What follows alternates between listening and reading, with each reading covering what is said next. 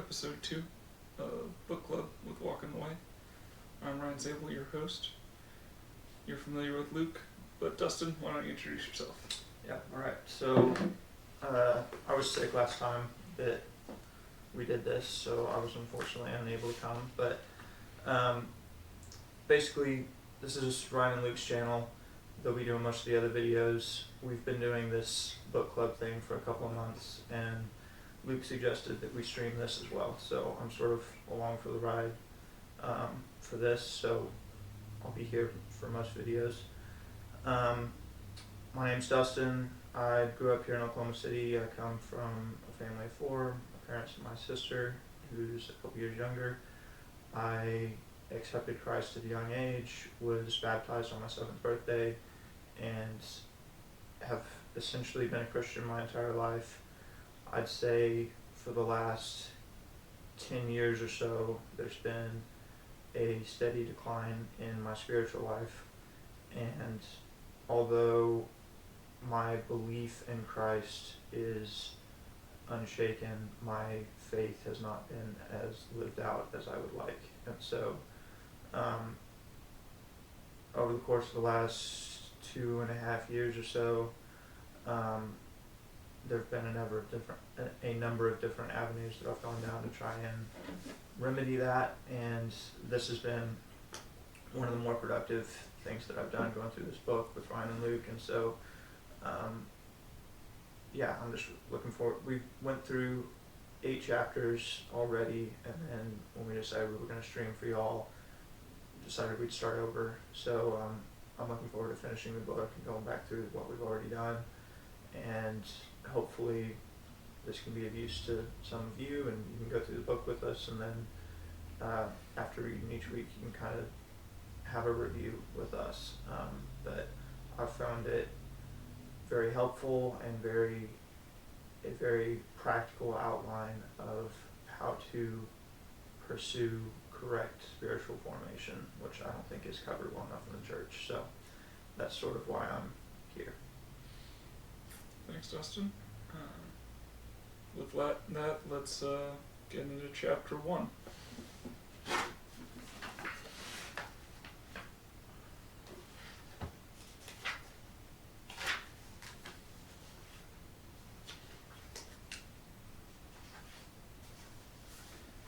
So we're going to go straight to the questions, or We could is do there that. anything that stuck out to you in the chapter? Maybe?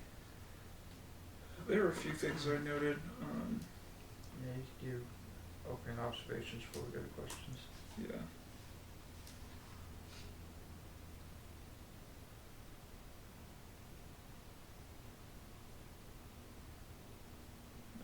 On page 6, he says the situations in which we find ourselves are never as important as our responses to them, which come from our spiritual side. The Stoics were close on that in that regard, that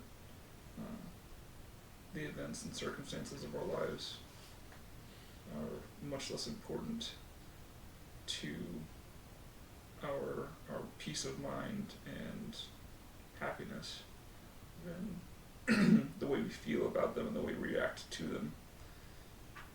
They just very much miss the mark on how you become the sort of person that can accept with equanimity bad things happening to you.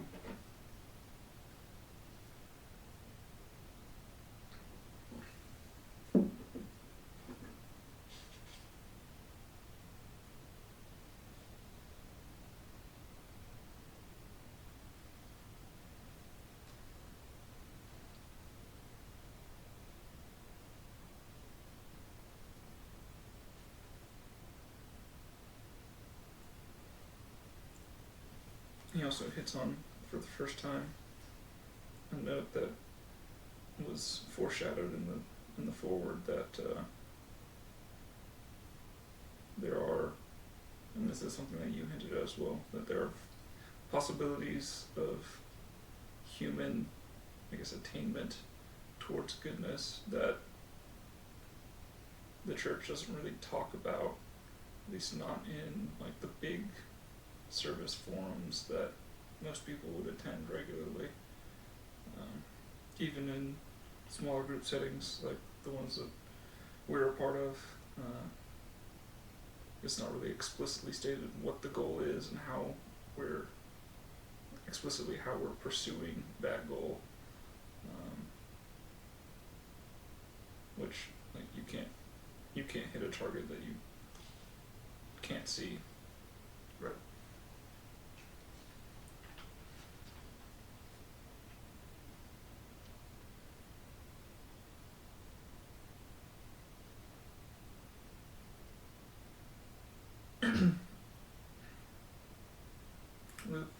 What stood out most to you on the first few pages there?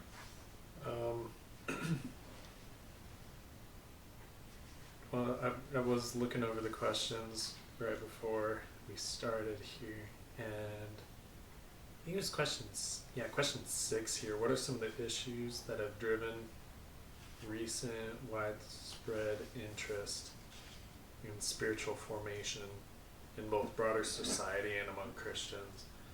I think it's interesting that you brought up Stoics and Stoicism is. I've felt like Stoicism has come up a lot, at least in my internet search algorithm. The other Ryan. Right. And I think a lot of there's a lot of buzz about Stoicism almost being like an alternative religion, so to speak. And I was trying to find that particular. Where was that particular spot? What was his point that he was making on that? The only hope of humanity lies in the fact that as a spiritual dimension has been formed, so it can be transformed. And in the foreword that.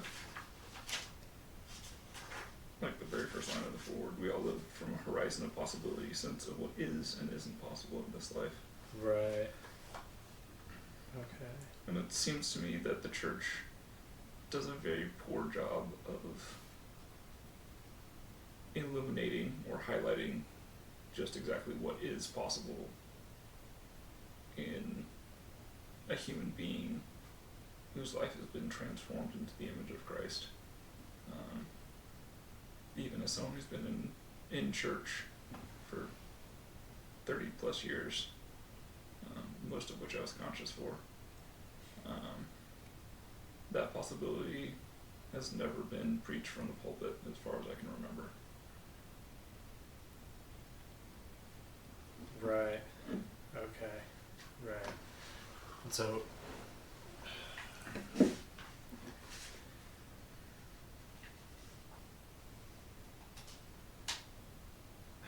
I feel like so much of what like Stoicism preaches is the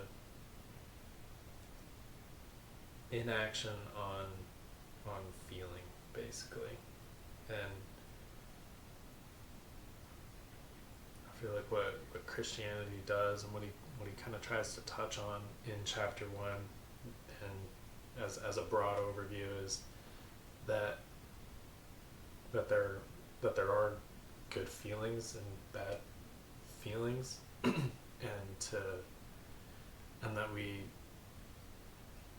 that it's our call to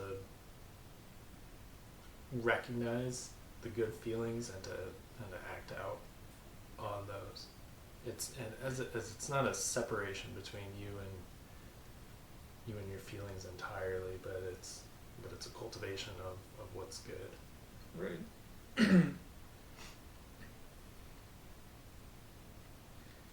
It's interesting that Stoicism, like historically, always seems to appear as like a piece of the social consciousness in the death of empire. It originated in Greece as the classical era of Greece ended. It reemerged in Imperial Rome. I'm sure it's popped up in other forms several times throughout history as the great empires have fallen. And now it's here. It's in America. And the reason I think that happens is because it's sort of a social, almost remedial course in what it means to be a productive human. Like healthy societies, it's just all the things that are explicitly stated in Stoicism are just implicitly understood as part of a broader system of well-being in the full human sense, as Willard discusses here. But in societies that are sick, that are decadent and decaying, those things that we sort of understand implicitly when we're healthy have to be explicitly stated, and the pendulum kind of swings in that direction because we're missing the sort of the chest that gives us the virtue that allows us to move productively throughout our lives.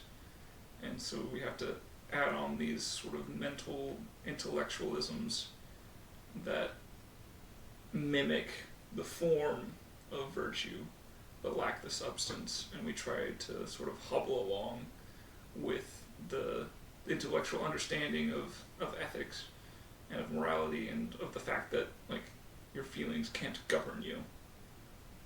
They're useful information most of the time, but you cannot be ruled by them. And that sort of goes back to like the first page here where he talks about thirstiness, and that first question is like,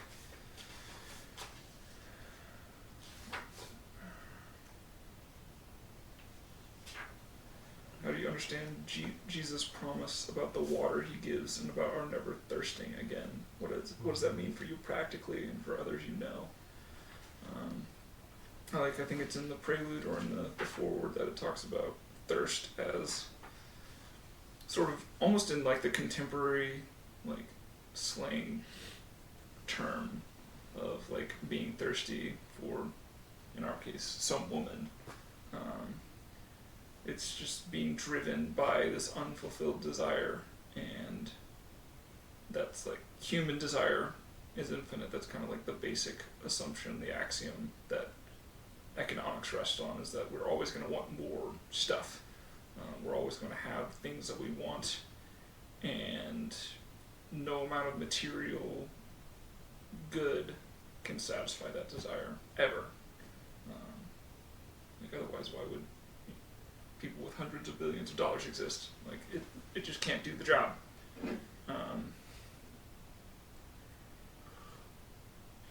So to that point, Jesus, because he originates everything and his infinite supply of goodness, is the only way that our craving for goodness can be satisfied. Because like we all have basic needs, even outside of like material goodness. And like to your point about feelings, there are good feelings, and there are what we'll call felt needs that are real and actual. We all have a need to feel secure and safe, to feel valued and loved, and only in Christ can those desires, which are also infinite, be fully satisfied, because he is the source of all of those things. He's the source of security and value and goodness. And so the degree to which we turn to him constantly for those things is the degree to which those desires, those real needs of ours, are satisfied. It kind of touches on question 4. Can it be true that spiritual does not automatically mean something good, as there's not like just because we have a good feeling or a bad feeling doesn't like automatically make any of those things necessarily good. Like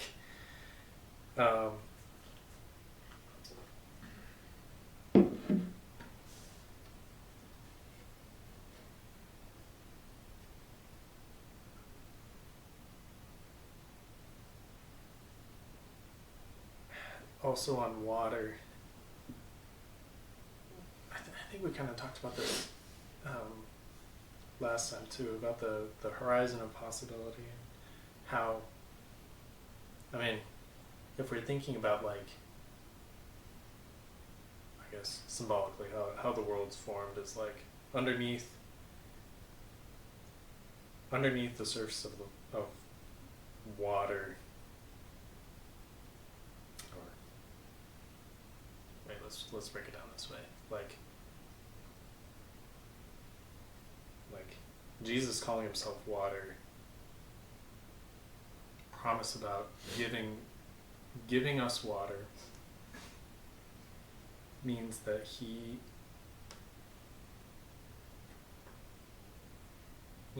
gives us like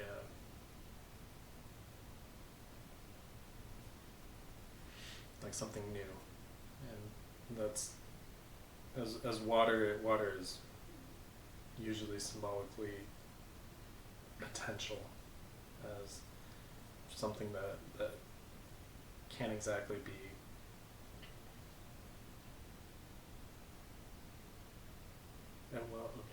it's formless, right? I guess because we talked about in Genesis too how God was over the water and the waters, and Jesus's promise of giving us water is that he promises to give us potential, which is also what water symbolizes, right? And also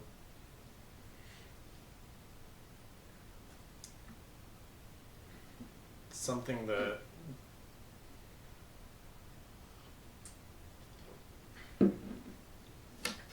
is somewhat chaotic, in that water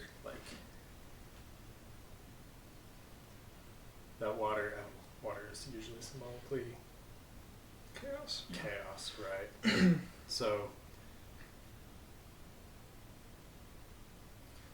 so he gives us the potential, but then he actualizes it by forming it, by giving it a definite form of himself, because it's like the archetypal thing that God does, and Willard mentions it here, is like God's activity is always incarnational. He, being self-existent, somehow enters into non-existence. In Jen's account, in the capital I incarnation at the cross. Hi, my name is Angela Parrott. So sorry. Just opening the Bible app. Critical mistake. Sorry. In each of our hearts, there's death, that void without form, and he, by virtue of his perfect form, to borrow a Platonic idea, gives us form in the degree to which we unify with him in his entrance into non-existence, the degree to which we die with him. We recognize that there are parts of us that are fit only for death. And that sort of goes back to the feeling part. It's like grief over sin is just to recognize that this is dead. This doesn't have a good form. I can't do anything about it. So I'm going to choose to unify with Christ in his death and leave this piece where it belongs. It sort of goes back to the ideas of which our friend George is finally illustrating. It's like the idea of an honorable death. There's one sort of prototypical perfect honorable death, and it is this sort of incarnational thing that I've been talking about, where existence invades non-existence and explodes possibility from it.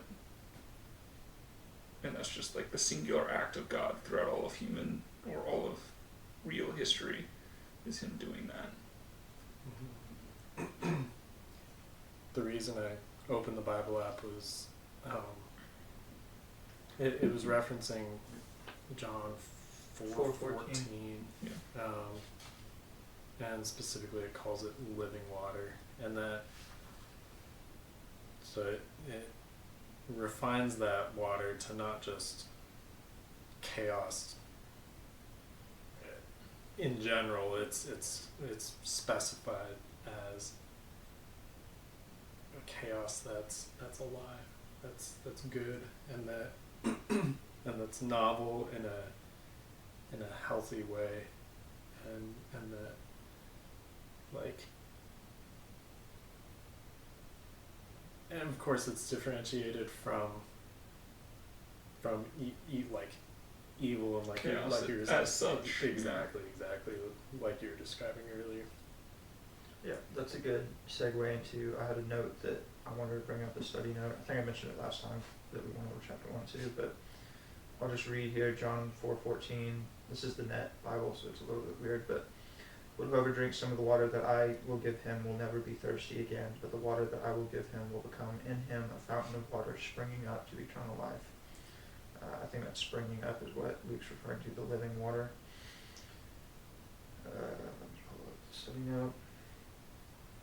So, the phrase for springing up here, the water I will give him will become in him a fountain of water springing up to eternal life. Study note here, this verb is used a quick movement like jumping on the part of living beings. This is the only instance of this being applied to the action of water. However, it is used to describe the Spirit of God as it falls on Samson and Saul. See Judges 14:6, 19, 15:14, and 1 Kings 10:2. So essentially, this is the only instance of the verb for water springing up here being applied to water, and it's typically applied to a living being, specifically the Spirit of God. And so, to Luke's point, it's clearly a metaphor being used, but it's not just metaphor, and it's clearly referring to a living spirit that leads to eternal life, and it's talking about Jesus providing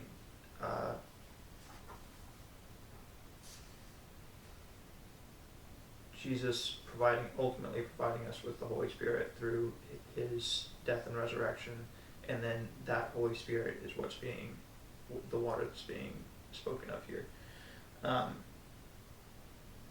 which is how I would answer the first question here, question 1, how I understand Jesus' promises about the water. That's how I think of it, and what it means for us practically and for others that we know. I don't think that we recognize, I think that we think of this verse and it's easy to sort of float over it and not understand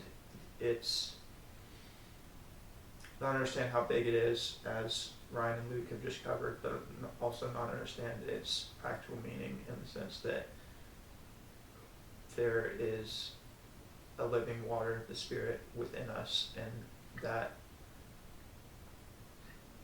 should flow through our lives in a way. Like our lives should be in natural congruence with the Spirit within us, and it should be a natural flow in that sense. It shouldn't just be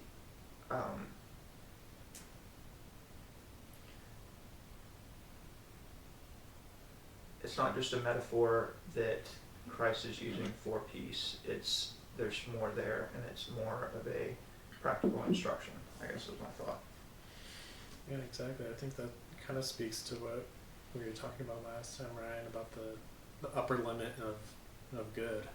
Yeah, there isn't one. Yeah, it doesn't exist. And that we really what the living water that Jesus gives us is the opportunity to look into that water within ourselves, just like you were saying, Dustin, and like it reminds me of how the last I think it's The Last Battle by C.S. Lewis, where as Lucy, I think it's Lucy, goes in further into the kingdom, the bigger it gets. Yeah. And realizing that even though it may just seem like like we ourselves are only a little bit good, and there's a lot of evil to ourselves.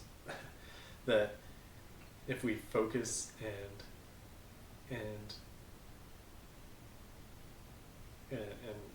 keep going towards the good, that it has the potential to get bigger and bigger and bigger in our lives in a way that we never really thought possible. So what does that mean for me practically? I think that means that I can continue to keep finding parts of myself that are good, that are glorifying to Him, and that are from Him, the water that He gives me, and to realize the potential in those, as they're sometimes called, gifts and talents, and to pursue Him in that way.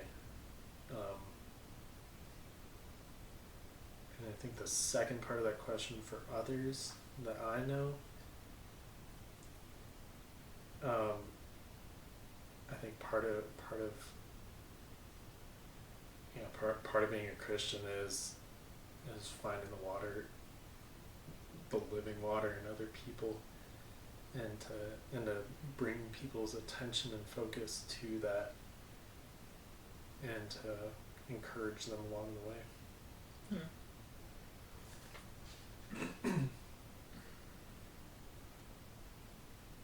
I'll stick with John, but it brings to mind the one of the other metaphors that he uses about God in John 1.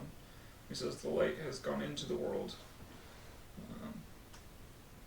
but the world hasn't overcome it, and that sort of harkens back to my discussion of like the incarnational work of God, is that God, light, enters into our darkness, not just darkness generally, but our darkness specifically. And no matter how dark that darkness is, that cannot overcome Him. And as long as we keep the fact that darkness, by definition, cannot overcome light, keep that truth, as it's expressed in this image, in the forefront of our mind, we can be hopeful that no matter how horrifying the things that we find out about ourselves are, God is neither surprised nor overwhelmed by them, and His intention for good in those matters will come to fruition if we continue to submit to Him and His will for our lives. And as to extend to others, is to use it, encourage, to remind other people that God desires their categorical goodness, and He has the power and the knowledge and the wisdom to bring that about. Like I said earlier, vision casting of, hey, there is no ceiling to your ability to be good. And God desires and is actively working to make that reality possible and real and actual.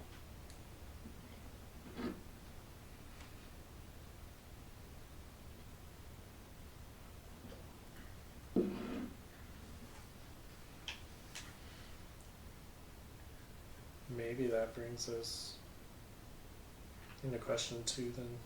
If I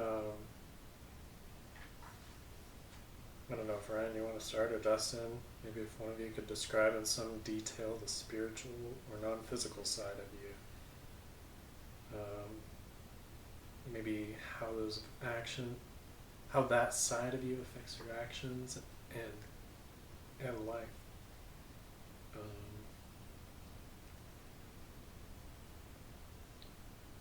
And maybe try extending your description to the spiritual side of a saint, and and of a committed terrorist. Okay, but maybe we'll start with just the first part. Can you describe in some detail the spiritual side of You wanna go first? Yeah, sure, I can start. So, perhaps good context for this question. Straight beginning of the chapter.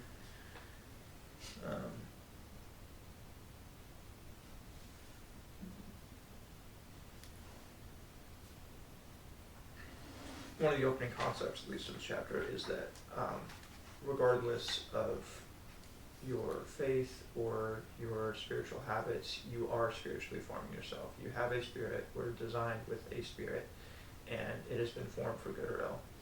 And there's another section somewhere in this chapter where he quotes Oscar Wilde, and I can't find the quote, so I'm not going to quote it properly, but Oscar Wilde said essentially that here we go, the author Oscar Wilde once remarked that by the age of 40 everyone has the face they deserve. I was going to say life they deserve, but yeah. And I'd say that's likely where I am in my own life. I have the life that I deserved, and I have not focused enough on spiritual formation for good, and that's resulted in spiritual formation for ill. In a few words, my spiritual side, I said selfish, prideful, complacent, and lazy, which leads to a stagnant life devoid of meaning. I'm prideful in the sense, not in the sense that I think too much of myself, but prideful in the sense that I don't want to accept help or be open about inadequacies. I'm willing to accept them myself, but not admit to them, I suppose. And complacent in the sense that I prioritize comfort over improvement. So I can recognize inadequacies within myself, but I would rather just live with them in misery, maybe too strong a word, but live with them in a less than ideal life as opposed to fixing them and living a better life, because I am used to the life that I have now and I don't want to pursue any uncomfortable changes. And that's essentially the way in which the inner spirit within me works. It's very selfish and not properly in tune with my beliefs and faith, and so I'm working to reorient that so that my thoughts and actions are more aligned with my beliefs, if that makes sense.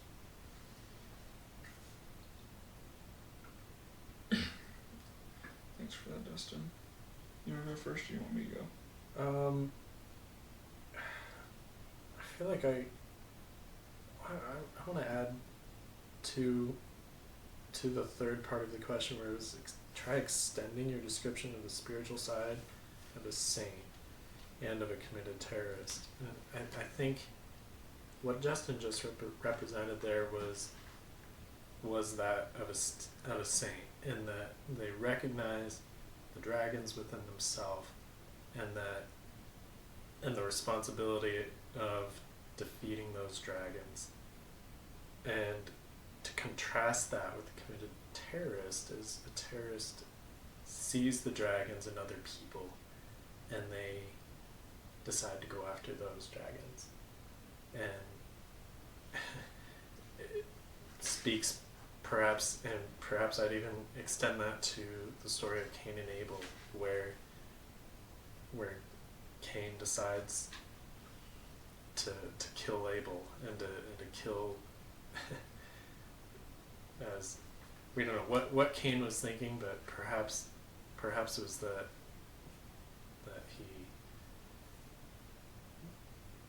he thought Abel was prideful and that his sacrifice was accepted by God. And so I think a lot of the formation of spirit is either recognizing like the dragon's either within yourself or within others, because either way we're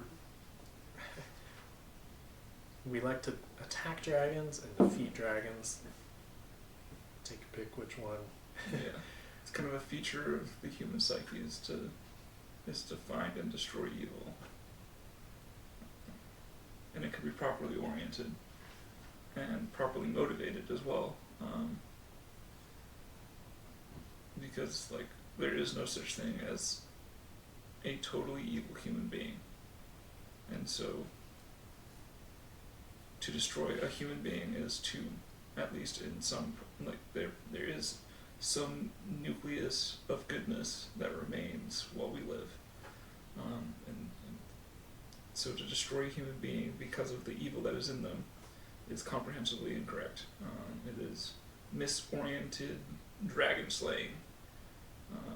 There is always a way to slay the dragon in someone without destroying them until final death and the resurrection of judgment. But like we don't get to do that. That's not our job anymore. Our responsibility is to, as Matthew writes, to point out the speck in each other's eyes and let the responsible parties, which is that person and God, deal with the issue themselves.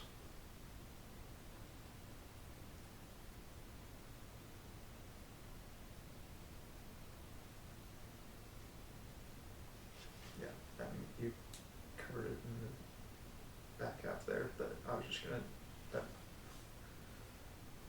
just made me think we don't have the right to do that sort of thing, and so it's not our position to go after others that are doing evil, because we have evil within ourselves and we aren't. Vengeance is the Lord's, and it's not, we have no fundamental right to pursue evil in that way and destroy it, because there's evil within ourselves, and so we have to understand it in the terms that you just laid out of working on ourselves and cooperating with others to work with God in their own lives, as opposed to interfering ourselves and giving up on them or judging them in some way. Right. I guess I might as well go next. Sure, go ahead. So for the first part of that second question, like describe the spiritual side of yourself.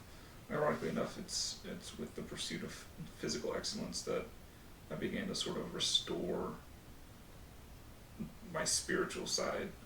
And by that I mean I kind of had most of my life organized for me, and that's pretty common for most people up through and into college.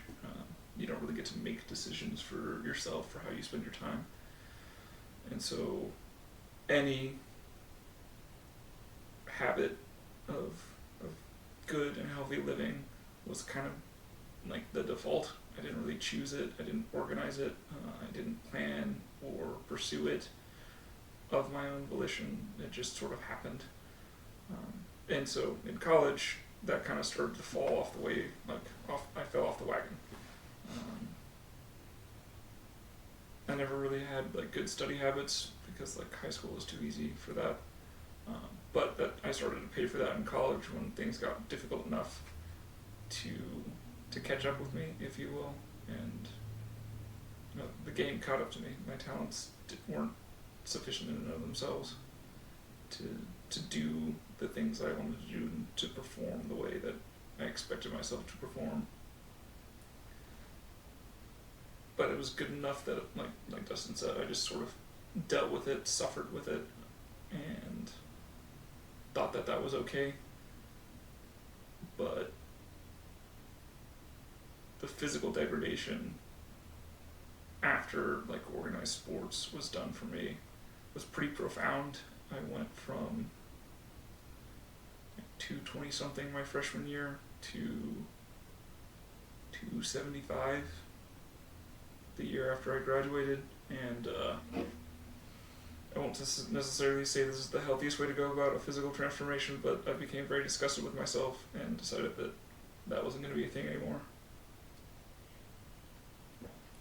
And so I started to teach myself discipline, and that was really the first time where I accepted the idea that I didn't know how to do what I wanted to do, and that I needed to learn from someone else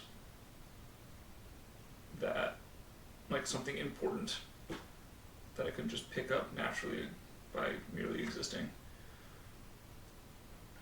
And so that, I would call it humility, was really the first step towards a properly oriented program, if you will, of spiritual formation, wherein I disciplined my body, which gave me the tools and the abilities to start disciplining my mind and my spirit, and to start picking up spiritual practices that, if you will, to use a metaphor, we raise a sail. Like when we pray, when we read the Bible, when we read books like this, when we discuss God and His will and purposes for our lives in groups like this, when we sing praise songs, when we give money, all of those things are us raising the sail. And it is God's Spirit, the wind of God, the pneuma, the ruach, that moves us towards God's desired destination. And it was really the physical discipline in my mid-20s that sort of got that ball rolling to where I moved from a comprehensively self-oriented posture of I'm smart enough, I'm good enough, why isn't this working, to, well, maybe there are things that I don't know that I'm not equipped for. And that recognition was fundamental to accepting God's character from Him as a gift rather than a right. And you presuming upon God's grace in that way cannot and will not ever be an effective strategy to live a life that is characterized by His personality, by His love, by His joy, by His peace.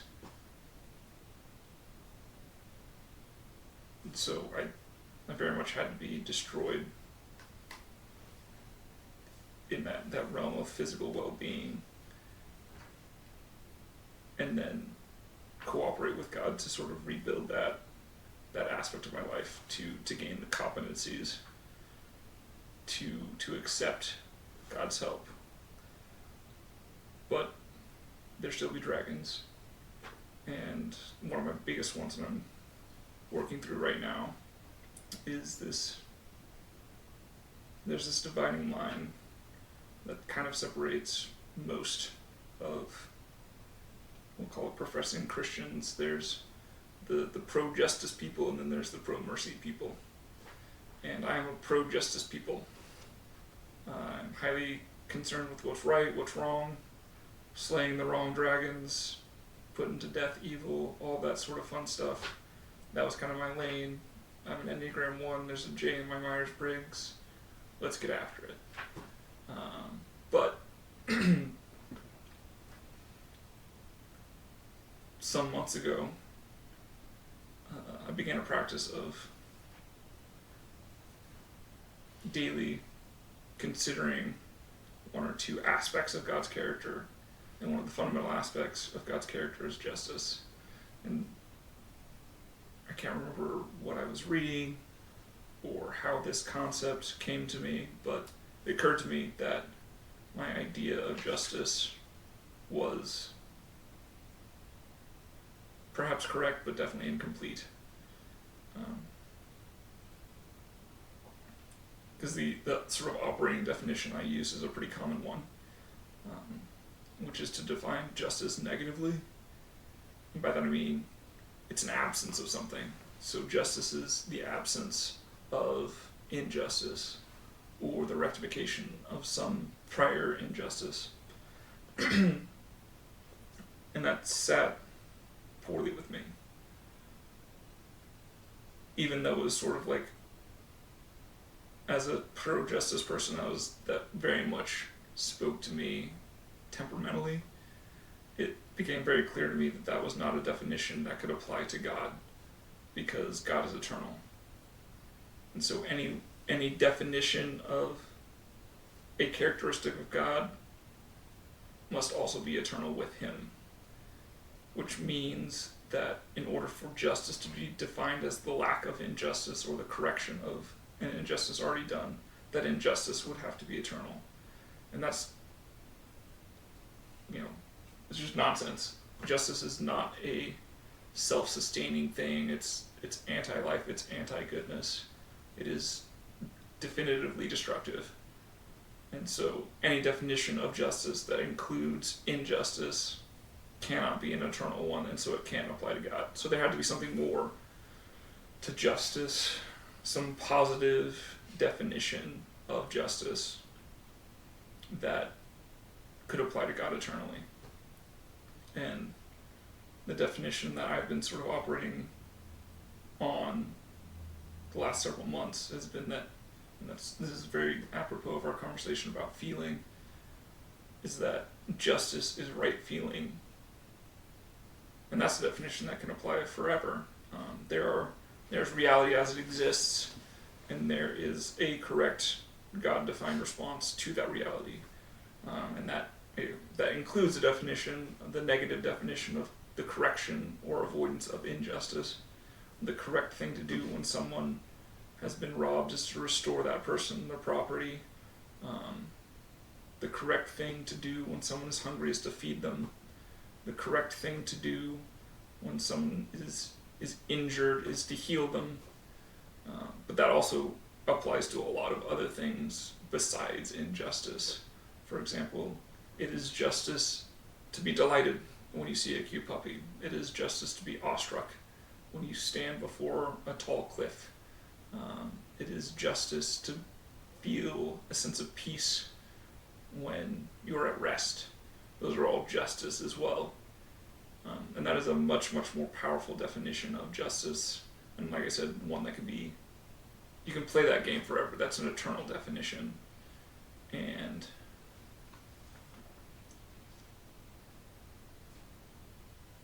in thinking about that, it brought to mind a couple of strange passages about justice and about mercy. Because on the negative definition of justice, like the concept of mercy and justice are actually opposed. In that definition of justice, mercy is to withhold justice, and that creates a contradiction in God's character because he is both merciful and just, and eternally so in both respects. Which is, it's impossible for God, like contradictions can't exist in reality, and God defines reality, so he can't be opposed to himself. And so that led me to question my definition of mercy, and that's what led to the definition that I discussed last time of mercy is the quality that separates goodness from evil. And again, that's a game that you can play forever. That's a need that we will always have as non-self-existent beings. We will always need for evil, for darkness, for death to be kept from us. And so to that extent, we will always need God's mercy. And so that is the game that I'm learning to play, is to, one, recognize my need eternally for God's mercy, to accept that mercy for myself, and having done so, extend it to others.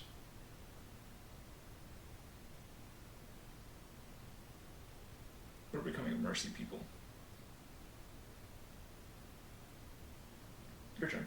Okay. Yeah, I think my spiritual formation was pretty similar in the sense that it's funny you brought up personality. Like I'll go ahead and bring up my own personality as well. Is that I realized that I wasn't very open before, and when I'm talking about openness, I'm talking like the big five: openness, conscientiousness, extroversion, Neuroticism. And I always forget the last one too. Agreeableness. Yeah, because I'm very disagreeable. Yes. Yes. Guilty as charged. So yes, my openness to new ideas, I was very low in that regard. I was not very open to, yeah, just like I said, I wasn't open to new ideas. I wasn't open to the idea that I might be wrong, I might be sinful, that like I kind of roughly understood that concept of, okay, when I make a mistake, that's a sin. But I didn't realize that it also goes deeper than that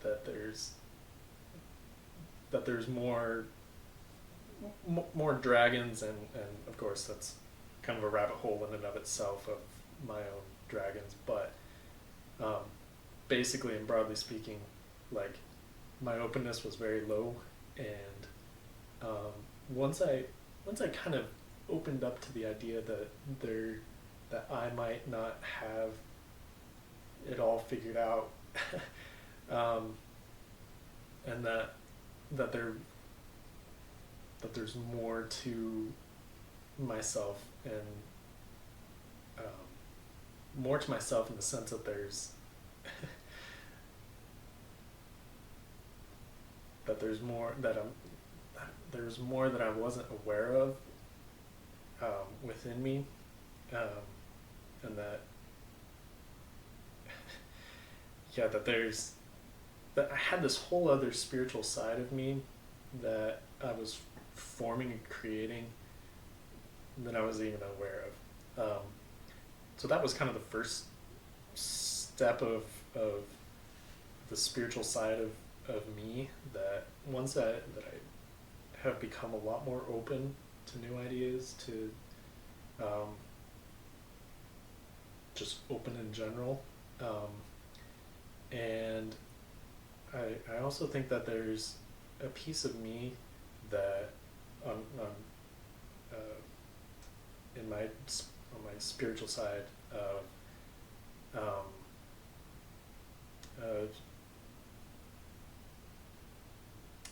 of peace, period. Since becoming open to new ideas, I've been able to listen with a sincere heart to new ideas better, and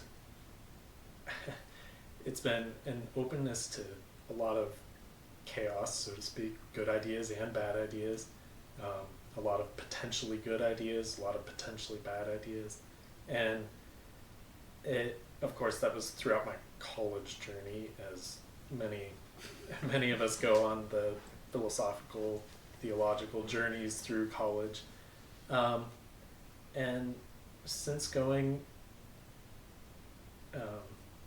through that opening,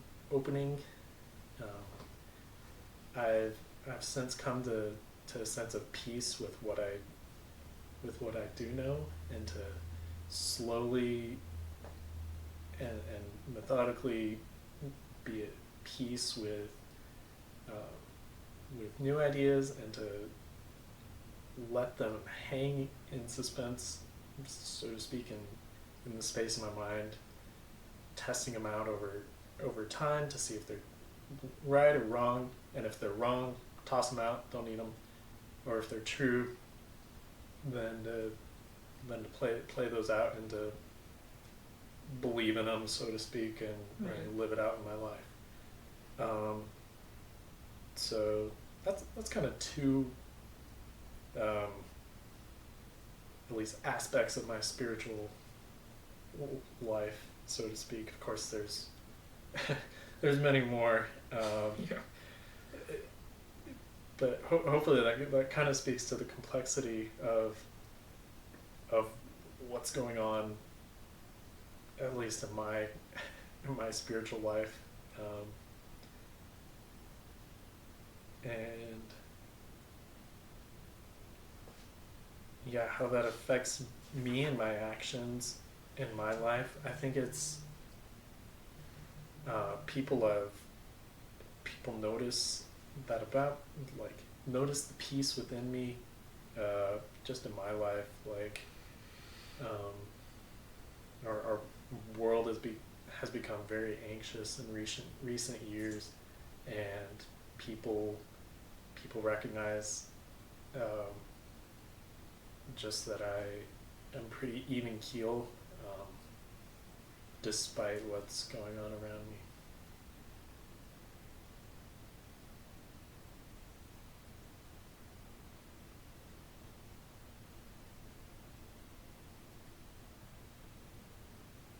Does that help? Yeah, I realized Answer? I didn't really answer the second part of that question. Do you want to? Yeah, sure. Take a crack at it.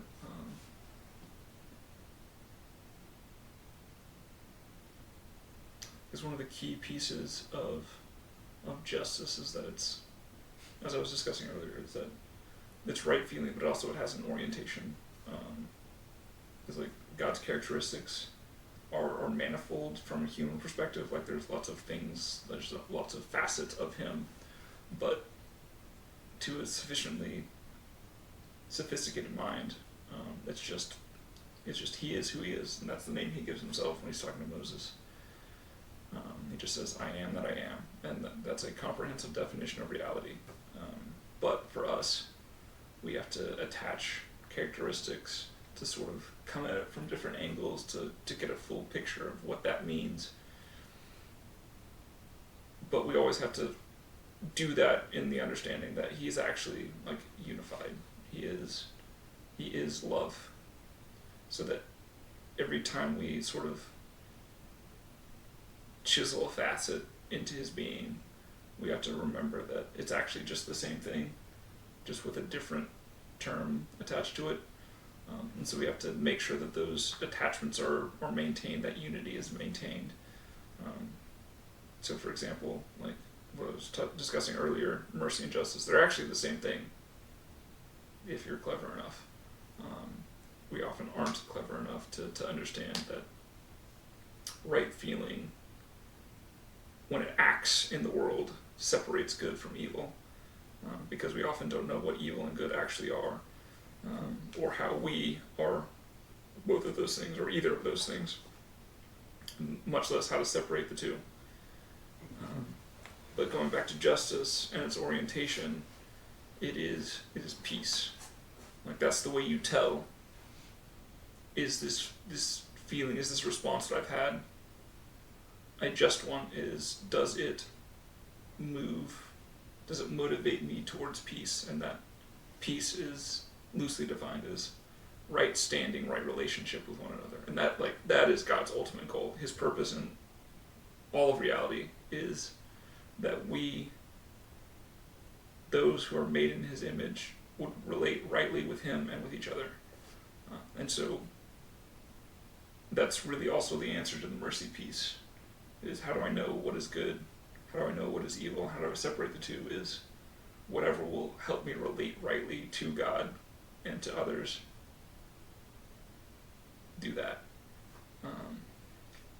So the way that moves in my life is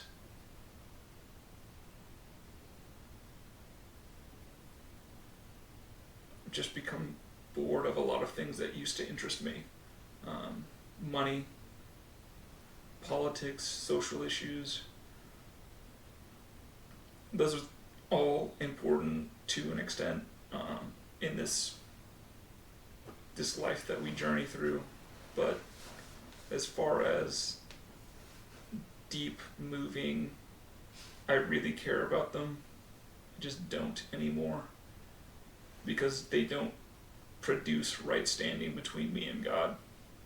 And they don't help me cooperate with Him in producing that in myself or in anyone else. Money is only interesting insofar as it is a tool. Social issues, I don't care about. But those things used to be primary areas of concern for me. And so, instead of being like hyper-focused on my career and like always worried about how I can get a new job or get a promotion or playing the office politics game, I just do my job well in a way that's honoring to God and focus most of my energies on interacting with God, learning His character, accepting His gifts to me, and extending those gifts to other people. And one of the main ways that I get to do that is stuff like this. I talk. I'm relatively good at thinking about things and decent at explaining the things that I've thought. And to the extent that I'm talented in those areas and that I'm developing those talents, I am pursuing right standing with God for myself and with the people that I interact with. And by the grace of God, that's becoming the only thing that interests me. So, right. When you say that justice and mercy, when those things are like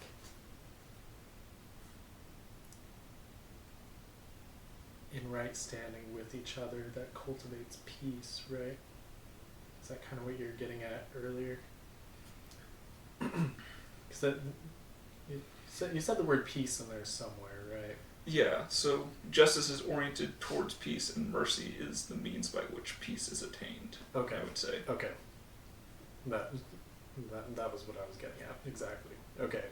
So I wanted to go into question 3 too, because I think that segued perfectly into it. Is it says, do you agree or disagree with the idea that Jesus and his apprentices intended perpetual world revolution through character transformation? And my question for you was this perpetual world revolution, doesn't that sound kind of like it would cultivate like chaos rather than peace? I don't think that's the case. I agree, but explain why. Please. Welcome to the spotlight.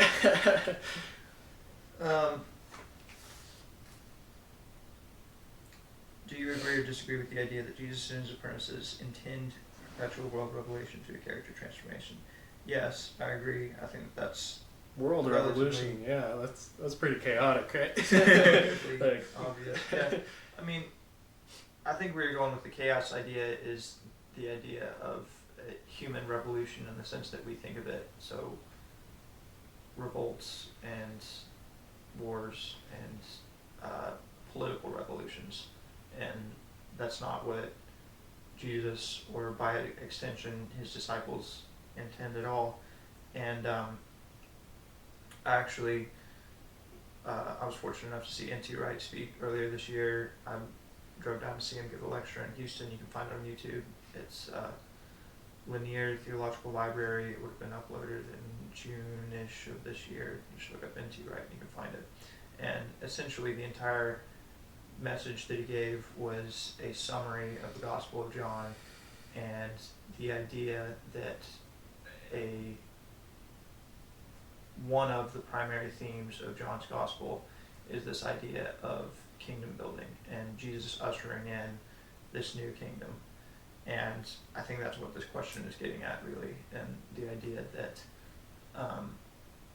although he was viewed as this political messianic figure that was going to overthrow the Romans, the kingdom that he ushered in was of a spiritual nature, and the perpetual world revolution that resulted was the gift of the Holy Spirit to us and the growth of the church through God's presence within our lives. Like we now have the ultimate gift of God inserting himself directly into our lives, and then us being able to work in coordination with him to live out a life parallel to Christ as best we can. And that's the world revolution that Jesus intended, was taking on the character of God, forming our spirit to be more aligned with his nature, and living that out in such a way that it then infects others, essentially. And then that results in revolution and transforms this world through character transformation, from internal character transformation within each individual, as opposed to an external political revolution or system put in place that corrects human error. And he gets into that at some point in this chapter. It's like that next section where he talks about the impotence of systems. Right. Yeah, And stop at page 8. This is the impotence of systems, that is governments or legislative bodies, is a main reason why Jesus did not send his students out to start governments or even churches as we know them today. right, which is the thought that I'm trying to express. And so basically just see page 8 for Lord's better summary of what I've just tried to express. But essentially, systems and governments are futile in their attempt to correct human flaws, and the only sufficient correction is an internal spiritual transformation within each individual. Yeah, because like one of the founding fathers, I forget which one, said something to the effect that a virtuous people requires no government. And that is true. And that is really the only way to attain to what we, I think all, Christian or not, agree is a just society, is one in which people, having put on goodness as the primary orientation of their being, interact with each other in a way that is loving. Because, like, love really is the only thing that works. It's the only game that you can play eternally, to borrow Peterson's phrase. And, like, you can see that just out in the world, whether it's in a Christian context or not. Some people, by dint of good fortune and good upbringing, are imbued with a character that is predisposed towards love, actually. Not like the rom-com, but like the genuine article of orientation towards the good of others. And they stick out, and their lives work better than the lives of the people around them, whether they're more talented in an earthly sense or not. And that is the purpose of God, is to systematically bring that kind of person forth in every person forever. So this idea of perpetual world revolution isn't exactly one that we could necessarily see externally in the world, but perhaps one that maybe is happening and could happen indefinitely, within ourselves, and in the spiritual realm of perpetual revolution of our character transforming. Is that kind of what we're Yes, saying?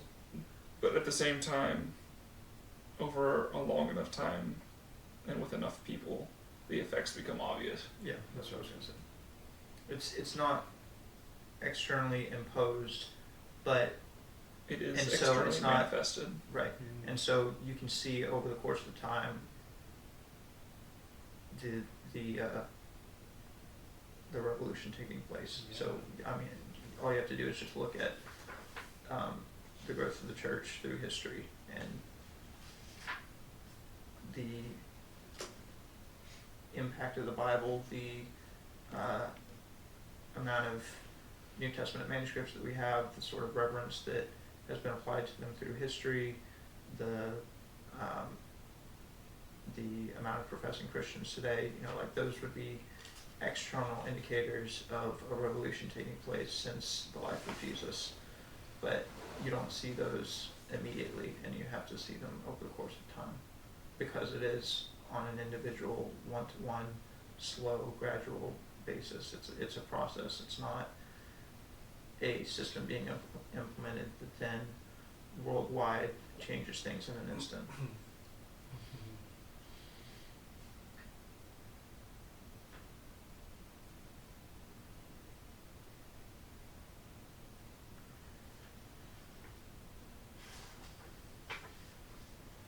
So since we touched a little bit on 4 already, if when it says, can it be true that spiritual doesn't automatically mean something good?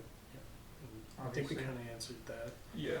Question 5, though, compare the spiritual formation as a merely human reality and project with distinctively Christian spiritual formation. I think where Dustin was going may segue perfectly into that question there. So maybe I'll repeat it here. So we're comparing spiritual formation as merely a human reality and project with distinctively Christian spiritual formation. And I think kind of where you're coming from or going with your idea, Dustin, was that there's been like human projects of trying to start political revolutions. I guess political revolutions are the only ones I can think of right now. but that's just manifest as an external process that happens in the now, but ones that happen within groups of people over time are manifest over time, right? Like, Right. and that speaks to it being a more distinctively Christian spiritual formation, right? Right, that is what I was saying, but I think that this question is a little bit different. So that was an answer to question 3, so question 5 I think is slightly different. Compare spiritual formation as a merely human reality and project with distinctively Christian spiritual formation. Willard mentions this specifically in the chapter, and I think that I think Ryan's pulled it up and he's going to cover it in a second, but the spiritual formation as a merely human reality is not a system or political revolution that we covered, that I mentioned earlier. He's talking about more specific individual systems that are insufficient because they aren't Christian systems. And so we are unique beings. We are unique spiritual beings created in the image of God and meant to be in relationship with Him.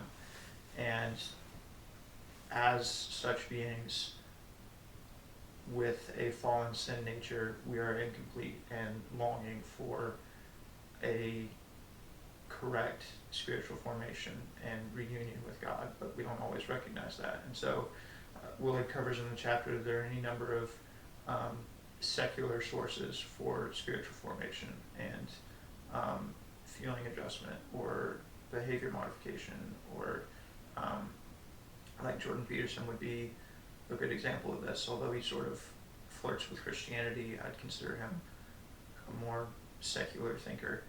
And 12 Rules for Life is a great book for spiritual formation, but it isn't a properly ordered spiritual formation because it isn't founded solely on Christ. And so what the question is getting at here is that as a merely human reality, there are any number of, from Oprah to Peterson to any number of thinkers, there are any number of sort of the self-help category of spiritual formation. There's that, and then distinct from that, there is Christian spiritual formation, which is correctly ordered in joining us with God, and one is insufficient and one is correct, and that's more what the question is getting at. But Ryan's going to just spiritual formation, in Willard's definition, is the process by which a human spirit or will is given a definite form or character. And as Dustin was saying, that can take, like, you can do that independent of Christ, in any number of ways, and some of those ways can be good in some ways, but insufficient in others. But absent Christ, and the feature that distinguishes Christian spiritual formation from any other kind of spiritual formation is that we know what good is because we have Christ.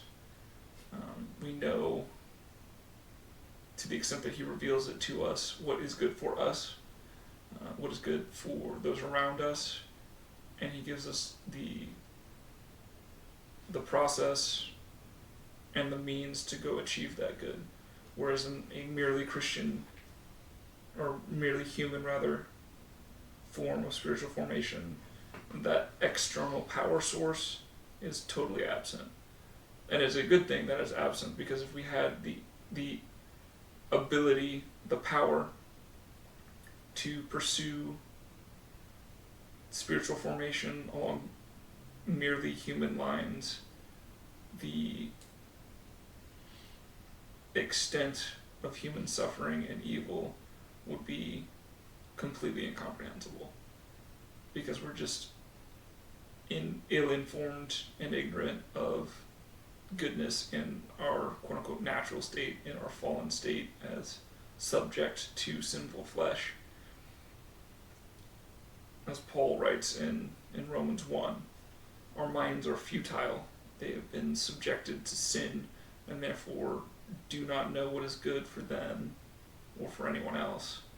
So if we had the power to pursue the things that we think of as good, we would pursue death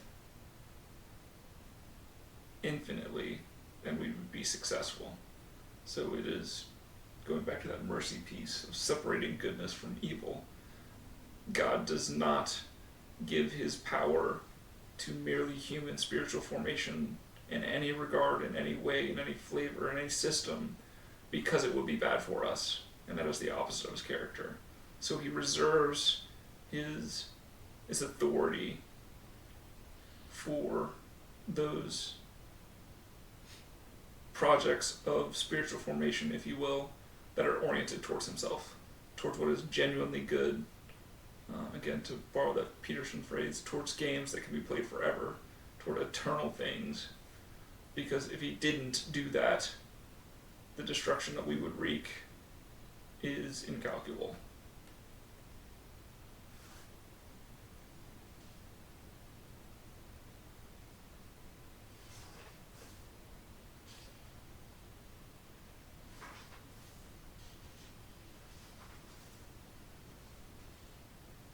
Did you have anything to add?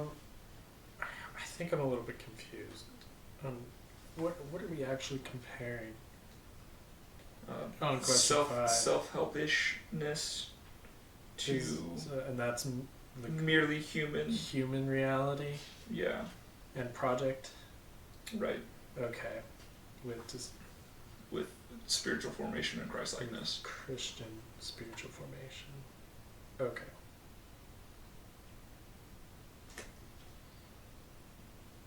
And so to summarize, so like in summary of of human reality, and what exactly was the defining characteristic between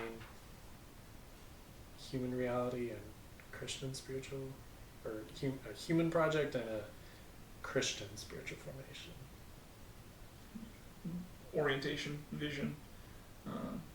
There are any number of potential targets for human spiritual formation absent Christ, and some of them can be like good-ish, but none of them are categorically good. And so, having been mixed with evil, it is not merciful to pursue them, because mercy is to separate good from evil. So the only way to mercifully pursue spiritual formation is to do it in a way that is oriented towards a goal, a vision that is comprehensively good, and the only thing that is comprehensively good is God.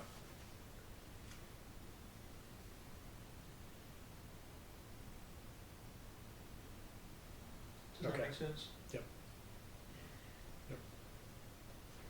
I think maybe any closing thoughts for this episode?